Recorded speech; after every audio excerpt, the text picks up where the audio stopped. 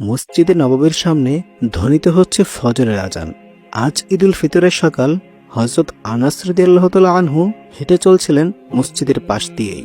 তিনি মনে মনে বললেন, আজ দেখে আসি যে আমাদের প্রিয় নবী মুহাম্মদুর রাসূলুল্লাহ সাল্লাল্লাহু আলাইহি ওয়াসাল্লাম ঈদের দিন কি করছেন। তিনি ধীরে ধীরে নবীজির ঘরের দিকে এগিয়ে গেলেন। ঘরের দরজা তখন সামান্য খোলা ছিল। ভেতরে তাকিয়ে তিনি দেখলেন রাসূলুল্লাহ সাল্লাল্লাহু আলাইহি ওয়াসাল্লাম ওযু শেষ করছেন। এরপর তিনি সুন্দরভাবে গোসল করলেন। হযরত আনাস রাদিয়াল্লাহু তাআলা আনহু হাসি মুখে বললেন, ইয়া রাসূলুল্লাহ, আজ তো ঈদের দিন, আপনি আজ কি কাপড় পরবেন? নবীজি মৃদু হেসে বললেন, হে আনাস, আজ আমরা আমাদের সবচেয়ে ভালো কাপড় পরব। তিনি আলমারি থেকে পরিষ্কার সাদা কাপড় বের করলেন। কাপড়গুলো খুব দামি না হলেও তা ছিল অত্যন্ত পরিপাটি ও পরিচ্ছন্ন।